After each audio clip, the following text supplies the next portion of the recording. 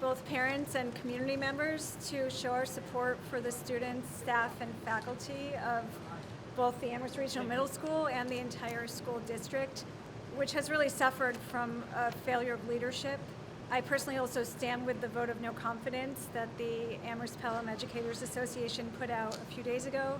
And we're here so that the members of the school committee really hear and see that we need to have real accountability and repair around this entire situation that's much, much bigger than I think a lot of folks realize. My understanding at this time is that at the last meeting, which I believe was April 25th, Michael Cunningham denied any knowledge of complaints at the middle school of guidance counselors and other adults in positions of power who were refusing to use children's correct pronouns, who were telling children that they felt sorry for their parents, that they had lost the child that they had been given at birth, and other such allegations. He completely denied any knowledge of this, according to the investigative journalism that our amazingly brave high school journalists did. Over 30 people came forward with complaints going back as far as 2019, including allegations that there was a Title IX report filed several days before he claimed that no one had come forward.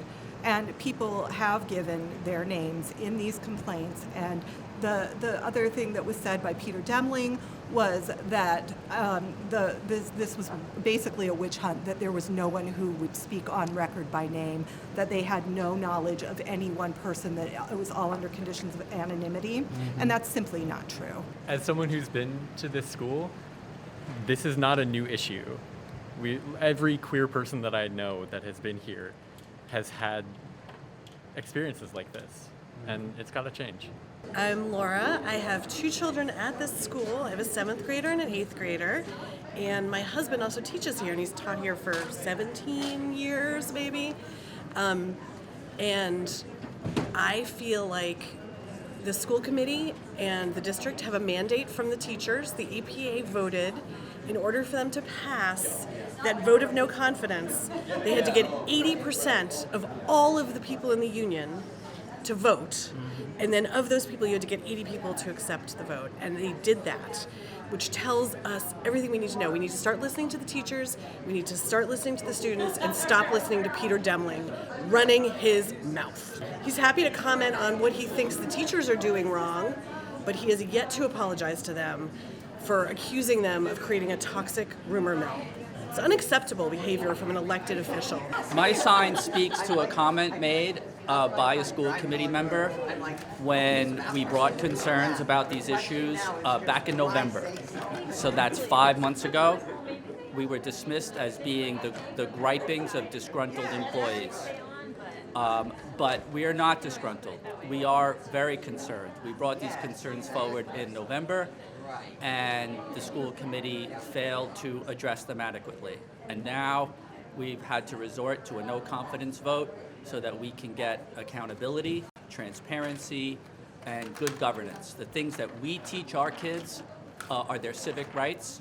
They need to be brought to the fore tonight. Thank you. I just want to speak to the insidiousness of the fact that the people most directly responsible for this are guidance counselors in this school. So children who might be in crisis, children who might be vulnerable, children who most need support and care and effective, affirming guidance are instead being met with religious propaganda and abuse. And I think that it is problematic and disgusting to have homophobia anywhere in the school, but the absolutely corrupt and abhorrent part of this story is that these are guidance counselors. These are the people who are most directly responsible for the mental health of children in these schools, and they have instead harmed them. They have instead caused harm to them in their identities by failing to affirm their identities as LGBTQIA plus students.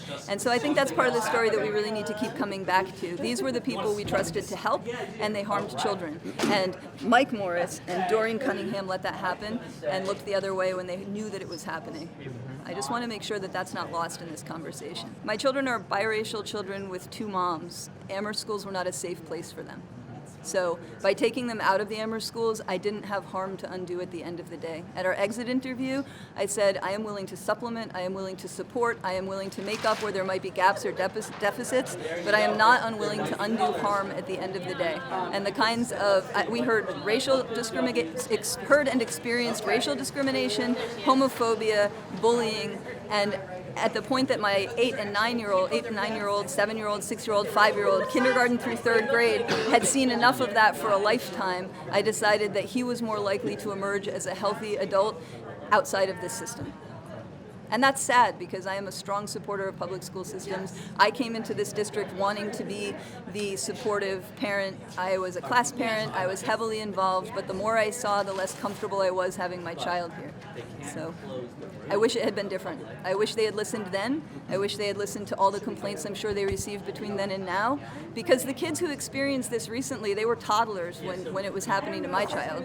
And they never had to experience homophobia as middle schoolers, had the issue been addressed. But the people responsible, they get protected. Who doesn't get protected? Children. It goes back since Doreen Cunningham started working at the school district. So she has so much unlimited power, unfettered power, and she has determined the hiring for the schools. She has committed retaliation against people that do not support her. Or who anyone tries to bring a complaint about anything, she retaliates against them. It's my understanding that people that have spoken up to her are put on leave, that people are really, really afraid for their jobs, and I will speak for the teachers that I know, is that they made a conscious decision not to complain about the guidance counselors and the adjustment counselor, Santos and Cabrera and Dykes, because they wanted to stay in the school so they could protect the children. And that if they complained, there was a chance that they would be kicked out of the school, put on leave, something would happen to them, there would be retaliation, they would lose their jobs.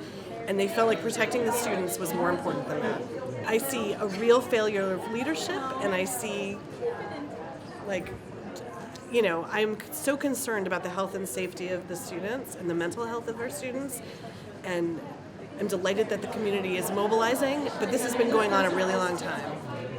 And people are just afraid. I've been disappointed to see news reports that leave Doreen Cunningham out of the picture. And she is the one who hired the 3 guidance counselors, and there are allegations that she created hiring procedures that were inequitable and that allowed her to hire people without proper vetting from other people in the school. So the idea that she would be made interim superintendent seems outrageous to me. I'm here from Amherst Media. Would you two like to comment on the situation? I am looking forward to tonight's meeting and to figuring out what our next steps are. I appreciate you being here, Amherst Media. All right. Thanks. Thank you. Hi, everyone. I feel like the best case scenario is getting everything the APA asked for, which was an investigation into Mike Morris's office, Doreen Cunningham's resignation, a full sweep of the whole district, and letting, not keeping secrets anymore. It feels like, when there's an abuser and the child is asked to keep their mouth shut to protect the abuser, that's what feels like it's been going on, where the teachers have been asked to keep their mouths shut to protect the abuser. That's how it feels. Only covering their ass in the sense of trying to keep the children safe, right? Okay. They're not making a fuss because they want to protect their jobs, because they want to protect their students. So you don't think it's a situation where the teachers are trying to protect other teachers? I'm sure there are some bad apples, absolutely. But in my opinion, and I know a lot of the teachers, and like I said, my children are on both teams. I know a lot of people. I would say 99% of the teachers are concerned about this issue and are thrilled to have it finally out in the open. Okay. So you would say the majority of teachers are standing with you guys? Absolutely. Okay. Absolutely. I mean, the APA vote tells you that, right? I want to reiterate the importance of transparency and also the importance of accountability. The people at the top, the superintendent and the head of HR and the assistant superintendent, they hold the responsibility for creating a safe space and for responding to complaints and responding to issues. And they failed to do that, and children paid the price for it. So it is important to me that there's accountability. As you can see here, I believe that Mike Morris and Doreen Cunningham should not be in positions of power at ARHMS, and I believe that until we have strong leadership that is willing to hold people accountable and respond to the needs and safety issues of children, we have we have a school system that is failing the children in Amherst. And I will add that I am one of the people who is not shocked by this. I don't think that this is unexpected. I'm calling it the most predictable crisis ever. I had a child 10 years ago in the Amherst Regional Schools, kid with 2 moms, who was told that his family was disgusting in kindergarten, who was called a fag in 2nd grade. And the response of people in Amherst was that name calling is age appropriate at those ages. And the response to it was not adequate enough that I felt comfortable keeping my child in the Amherst schools. So the children who have been dealing with the crisis at hand today never had to have been set up for this had there been accountability and transparency 10 years ago, or 20 years ago, or 5 years ago, or 6 months ago when the complaints were coming in. And now we're all pretending we didn't know there was a problem. There's a problem. I'm here because there's a problem, and the people who are paying the price for the problem are children, and I would like to see the responsible adults who are supposed to be protecting children held to account instead.